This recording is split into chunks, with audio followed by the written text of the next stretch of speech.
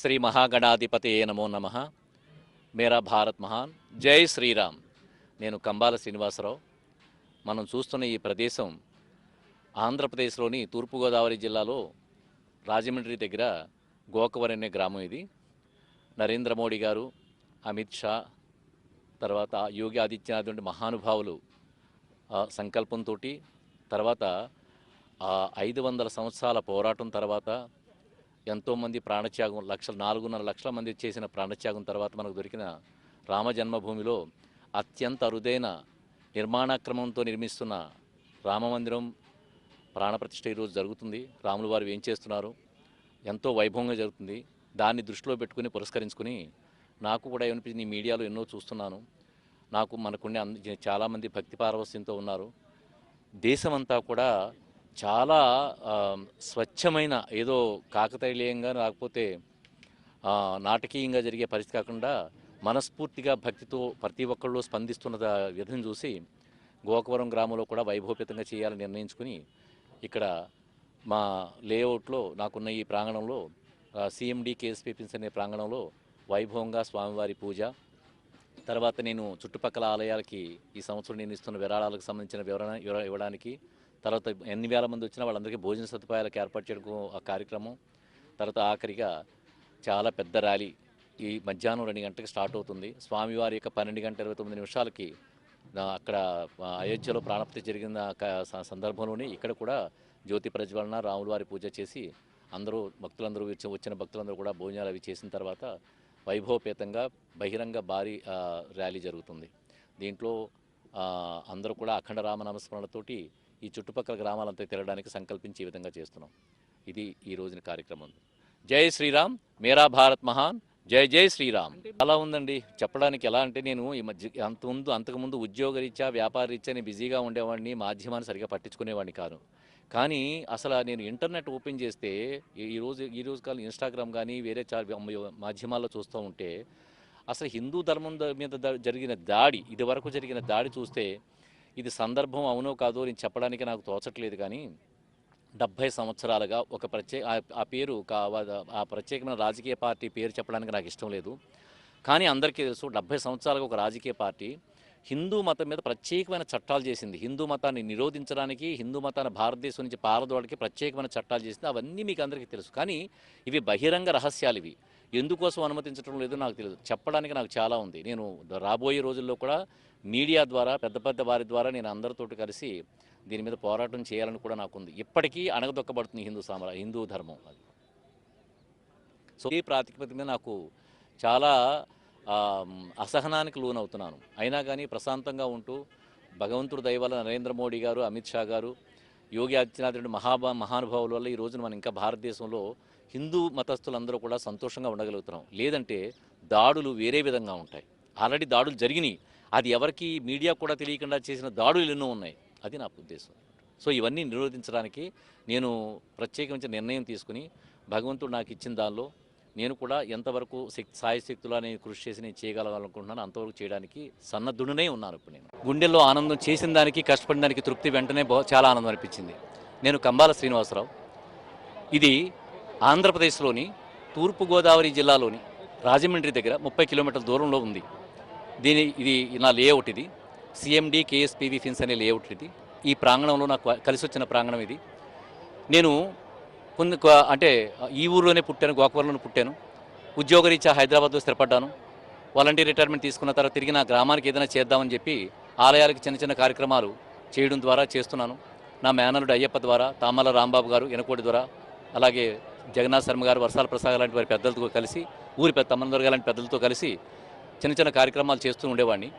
అది చూసిన తర్వాత మిగతా మండలంలోని మిగతా ప్రజలు కూడా, ఊరి ప్రజలు కూడా రావడం జరగడం, నన్ను కలవడం, సార్ మాకు కూడా చేసి పెట్టని అడగడం, ఇలాగా వాళ్ళ అభిమానాన్ని చూరకున్నానండి. ఎందుకంటే ఎవరు చేయట్లేదండి, మీరు చేస్తున్నారనే అభిమానం సంపాదించుకున్నాను. ఎప్పుడైతే నేను రామ జన్మభూమి గురించి విన్నానో దానికోసం అని చెప్పి 4 రోజుల క్రితం నుంచి నా కార్యక్రమం మొదలుపెట్టాను. నేను ఒక్కొక్క ఊరికి వెళ్ళి కలిసేలాగా నా మిత్రుల ద్వారా కానీ నా ద్వారా కలిసినప్పుడు విశేషమైన స్పందన. ఇంత స్పందన ఉందని అనుకోలేదు. నేను విశేషమైన స్పందన ఉందని తెలుసు, కానీ ఇలా వస్తారని తెలియదు. వచ్చి ఇలా ఓపికగా కూర్చుంటారని కూడా నాకు తెలియదు. అది సో ఇలా ఇంత వైభవంగా జరగడానికి కారణం మహానుభావుడు రామభద్రాచార్యులు. ఆయన అంధుడు. నరేంద్ర మోడీ గారు ప్రత్యేకించి గౌరవించే మహాయోగి అయిన గుడ్డివాడు ఆయన ఇచ్చిన సాక్ష్యంతో కోర్టు వారు 500 సంవత్సరాల కేసుని ఒక్క మాటతోటి ఆయన ఇచ్చిన ఒకే ఒక్క సాక్ష్యం వల్ల రామ జన్మభూమి మనకు దక్కించారండి. దీనికి నరేంద్ర మోడీ గారు ఆయన మన భారతదేశానికి ఆంజనేయ స్వామి, అదేవిధంగా అమిత్ షా గారు ఆయన సహాయకుడు, యోగి ఆదిత్యనాథ్ అత్యంత శక్తివంతమైన, నరేంద్ర మోడీ గారు శక్తివంతం ఇంకా వేగంగా నిర్ణయం తీసుకున్న మహానుభావుడు. వారందరి వల్ల ఈ రోజుని రామమందిర నిర్మాణం జరిగింది. ఆ నిర్మాణం కూడా అండి అత్యద్భుతంగా జరుగుతుంది. దాంట్లో ప్రపంచంలో ఎక్కడా లేని విధంగా సిమెంట్ కానీ ఇనుము కానీ వాడకుండా వినూత్న శైలిలో వాళ్ళు ఆ రామ ఆలయాన్ని నిర్మించడమే కాకుండా దానికి ఎటువంటి ప్రమాదకరమైన భూకంపం వచ్చినా, అంటే 10.0 రియాక్టర్ స్కేల్ మీద వచ్చిన భూకంపం వచ్చినా కానీ చెక్కు చెదరని విధంగా రామమందిరాన్ని నిర్మిస్తున్నారంటే ఎంత శ్రద్ధ తీసుకున్నారో అర్థం చేసుకోండి. సో అటువంటి ఆలయాన్ని నిర్మించి మనకు అందరికీ అందజేశారు. ఈ సమయంలో వారందరికీ కూడా కృతజ్ఞతలు తెలుపుకుంటూ, వారు చేస్తున్న ఈ బృహత్ కార్యాన్ని చూసిన తర్వాత నా ఊరికి కూడా ఆల్రెడీ చాలా చేస్తున్నాను. 1,20,00,000 రూపాయల దాకా ఇప్పుడు విరాళాలుగా ఆలయాలకు అందజేయడం జరిగింది. అది చేస్తున్నప్పుడు ఇక్కడ వైభవంగా ఎందుకు జరగకూడదని చెప్పి ఇంత వైభవంగా ఉంటుందని నేను అనుకోలేదు. నేను ఏదో స్టార్ట్ చేశాను. 40 ఓళ్ళ నుంచి ప్రతిస్పందన వచ్చింది. కార్యక్రమం స్టార్ట్ చేసామండి.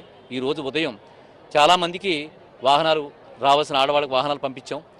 మగవాళ్ళైతే బైక్కి మేము పెట్రోల్ కొట్టిస్తామని చెప్పారంటే, వద్దండి ఇన్ని లక్షలు ఖర్చు పెడుతున్నారు మీరు, మేము పెట్రోల్ మేమే పెట్టుకుంటాం అని వాళ్ళుగా ఈ రోజుని ఇక్కడ ఎవరు సమీకరించుకున్న జనాలు కాదండి, సమీకరించుకున్న రారు. ఇదంతా రాముడు వాడి గుండెల్లో ఉండి పెరుగుతున్న భక్తి. అది ఆ భక్తిని మనం చూస్తున్నాం. ఇది రామశక్తి, రామభక్తి. ఇదంతా కూడా మనుషులుగా మనం చూడకూడదు. అది ఆ దివ్య పురుషుడు అద్భుతంగా ప్రకాశిస్తున్నాడు. ఇక్కడ మీరు మాట అన్నారు రాయజన గురించి, చాలా సంతోషం అనిపించింది. ఈరోజు ఉదయం మేము మహాగణపతి హోమం, మనకందరికీ హిందువులందరికీ మహాగణపతి ప్రథమ దైవం, ఆ స్వామివారికి యాగం చేసి అవిసలు అర్పించి, అలాగే పంతులు గారు కూడా అప్పటికప్పుడు అనుకున్నారా ముందే అనుకున్నా తెలీదు, రాముడు, సీత, లక్ష్మణుడు, భరత శత్రుఘ్నుల్ని ఆంజనేయ స్వామి వారిని ఆవాహన చేసుకుని అవిసులు సమర్పించి నేతి ద్వారా రకరకాల ద్రవ్యాల ద్వారా సమర్పించి అక్కడ యాగం పూర్తి చేసుకుని ఆ విగ్రహాన్ని ఇక్కడ తీసుకొచ్చి ఇక్కడ కూడా ప్రతిష్టాపన చేసుకుని, మీరు చూసిన విధంగా మధ్యలో నేను హిందూ ధర్మ పరిరక్షణ కోసం ఏదైతే సేవలు చేస్తున్నానో ఆ సేవలు చెప్పుకుంటూ రామనామస్మరణ చేసుకుంటూ 12:29కి చేరుకుని 12:29కి మన దీప ప్రజ్వలన చేసుకుని తర్వాత చూస్తున్నారు కదా, భోజనాల కోసం కూడా ఎవరో తొడతొక్కలు లేకుండా అందరూ ప్రశాంతంగా నిలబడి కొన్ని వాటికి సమాధానం చెప్పలేము. నా మనసు ఎలా ఉందనంటే మౌనంగా ఉంది. ఎందుకంటే ఆనందం అయిపోతే గొంతులు వేయచ్చు, పాటలు పాడొచ్చు, నృత్యం చేయొచ్చు, ఏదైనా చేయొచ్చు. అది దాటిపోతే మనం ఏం చేయలేము. మనం మౌనంగా ఉండడం తప్ప. నా పరిస్థితి అలా ఉంది. అది ఏమీ ఆలోచన లేకుండా బ్యాంక్ ఉంది. మీరు అడిగితే సమాధానాలు చెప్తున్నాను అంతే. అది ఆనందానికి మించి అవధులు దాటిన అత్యద్భుతమైన స్థాయి. ఆ స్థాయి కొంతమంది అనుభవించగలుగుతారు. ఆ స్థాయి నేను అనుభవిస్తున్నాను. ఇది నేను చెప్పుకునేది అంతే. అందరి గుండెల్లోనే రామజ్యోతి వెలుగుతుంది. ఆ రామజ్యోతిని ఏ తరం వాళ్ళు చూడలేకపోయారు, మనం చూడగలుగుతున్నాం. ఇంకా అది అదృష్టమే. దీనికి అదే మాట, అదే ఆన్సర్ అంతే. మనకి సేవ చేస్తున్న తమ్మందరు లాంటి వారి పెద్దలు ఉన్నారు. తర్వాత రాట నిలబెట్టిన కార్మికుడు ఉంటాడు, వాడు లేకపోతే మనం ఇక్కడ లేవండి. అలాగే వంట చేస్తున్న పని మనిషి ఉంటుంది అక్కడ. నిన్న రాత్రి వెళ్ళాను, పలకరించాను, అమ్మ తిన్నావా అని అడిగాను. వాళ్ళందరూ కూడా దీనిలో భాగస్వాములేరండి. ఒక్క మనిషి ఏమీ చేయలేడు. మీరు మాధ్యమం, మీ పాత్రికేయులు లేకపోతే మేము ఏం చేయలేము. మీ మహాన్యూస్ వాళ్ళని కూడా నేను కలిసాను. నేను మీ మాధ్యమం లేకపోతే కూడా మేము ఏం చేయలేము. ప్రతి ఇటుక రామాలయానికి ఉపయోగపడితే, నువ్వు లేకపోతే ఏంటి అని అడిగితే ఆ ఇటుక సమాధానం చెప్పలేదు.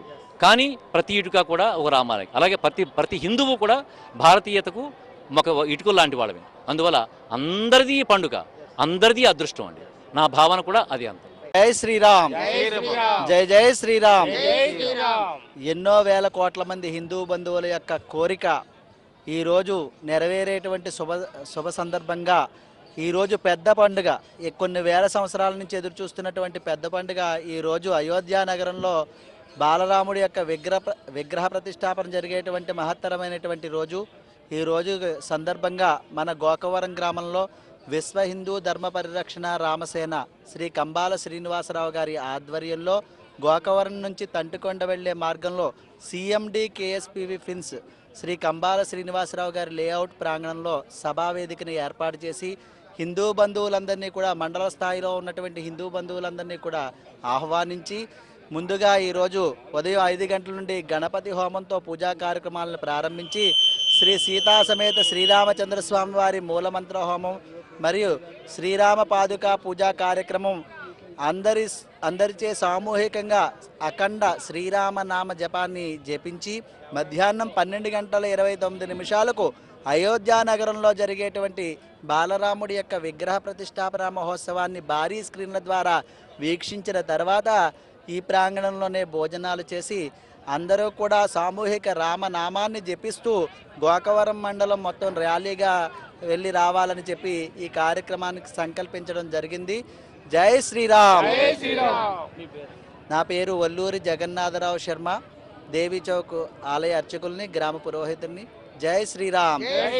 జై జై. గోకవరం మండలంలో ఉన్నటువంటి 34 గ్రామాల్లో ఉన్నటువంటి ప్రజలందరికీ కూడా శ్రీ కంబాల శ్రీనివాసరావు గారు ఆహ్వానాన్ని పంపించారు అందరి చేతను. వాళ్ళందరూ ఇప్పుడు ఈ రోజున ఇక్కడ సమావేశమయ్యి రాముని యొక్క విశిష్ట కార్యక్రమంలో అనగా ఇవాళ ఉదయం 5 గంటలకి గణపతి హోమం జరిగింది. తర్వాత రాముల వారి యొక్క ప్రాణప్రతిష్ఠా కార్యక్రమానికి సంబంధించినటువంటి హోమాలన్నీ జరిగినాయి. నెక్స్ట్ ఈ స్వామివారి యొక్క ఊరేగింపు ర్యాలీ భారీగా పెట్టారు. అందరూ కూడా ఈ అయోధ్యలో జరుగుతున్నటువంటి కార్యక్రమాలు చూస్తూ ఆనందిస్తూ ఈనాడు మహత్తరమైనటువంటి శ్రీరాముని యొక్క చరిత్రను కూడా తెలుసుకుంటూ భజనలతోనూ మేళతాళాలతోనూ మహావైభవముగా ఈ యొక్క గోకవరం గ్రామంలో తను సిఎండి తేజస్వి స్థలంలో ఈ యొక్క మహత్తరమైనటువంటి సభను ఏర్పాటు చేసి భక్తులందరికీ హిందూ మతాన్ని గురించి ప్రబోధం చేస్తున్నారు. నా పేరు సుబ్రహ్మణ్యం. జై శ్రీరామ్. ఈరోజు అయోధ్యలో శ్రీ బాలరాముడు ప్రాణప్రతిష్ఠ జరుగుతుంది. కాబట్టి ఇక్కడ కంబాల శ్రీనివాసరావు ఎంతో మోదీ గారి స్ఫూర్తితో ఆయన ఈ గోకవరం మండలం 40 గ్రామాల నుండి హిందూ భక్తులందరికీ కూడా ఆహ్వానం పలికినారు. ఆయన హిందూ మతం ఒక దిగజారిపోయే పరిస్థితిలో మా గోకవరానికి ఒక దేవుళ్ళలాగే మాకు కనిపిస్తున్నాడు. ఆయన వచ్చి హిందూ మతాన్ని బాగా అభివృద్ధి చేస్తూ ఆయన ఎంతోగానో అభివృద్ధి చేస్తూ మొత్తం హిందూ మతాన్ని బలపరుచుతూ దీన్ని బతికిస్తున్నాడు. దీనికోసం మేమందరం కూడా ఆయన్ని మనస్ఫూర్తిగా అభినందిస్తున్నాం. కాబట్టి ఈ హిందువులందరూ కూడా హిందూ మతాన్ని బాగా ఎక్కువ డెవలప్ చేసుకుంటూ అందరూ కూడా హిందూ మతాన్ని దిగజారిపోకుండా మనం డెవలప్ చేసుకోవాలని హిందువులందరికీ కూడా కోరుకుంటూ సెలవు తీసుకుంటున్నాను. జై శ్రీరామ్. జై శ్రీరామ్.